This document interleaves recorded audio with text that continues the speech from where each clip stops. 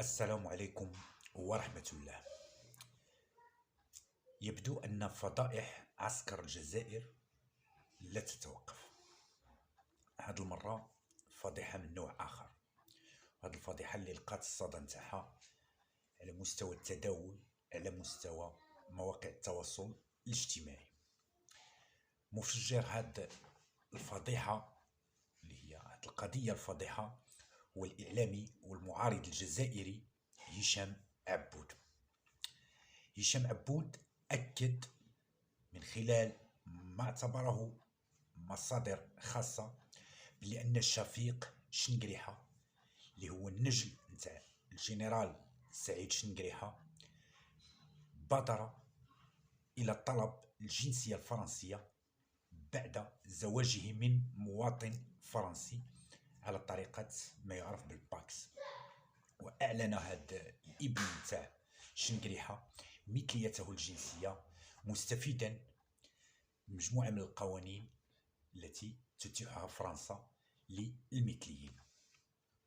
الإعلامي هشام عبود شدد وأكد على أن النجل والابن تاع شنقريحة لم يعد يجد حرجا في الإعلان تاع المثلية نتاعو، حيث أوضح أن كل مصالح الدبلوماسية الجزائرية فرنسا باتت على معرفة وعلى علم بشذوذ وبمثلية الابن نتاع شنقريحة.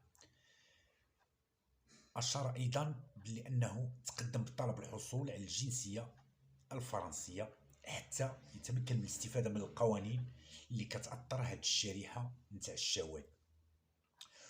قال أيضا بأنه هرب إلى فرنسا من الاضطهاد اللي كيعاني منه المثليون. قرر استقرار فرنسا ودائما حسب ما قاله الإعلامي هشام عبود، وبالتالي لن يعود ابن شنقريحة إلى الجزائر، أولا لاعتبار ما يراه المجتمع الجزائري من شذوذ هذه الحالات ومن هذه الظواهر، ثانيا خوفا من الغضب نتاع الاب نتاعو اللي كيبقى الحاكم الفعلي للجرى الجزائر. وشكرا جزيلا.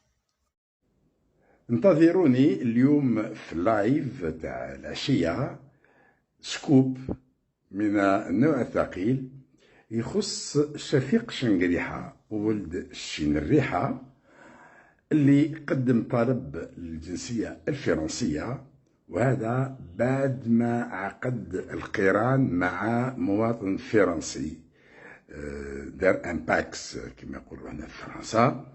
دونك يسي باكسي وطالب الجنسية الفرنسية، حتى هو ثاني باغي يحمي روحه من بطش الجزائريين كما يقولوا جماعته.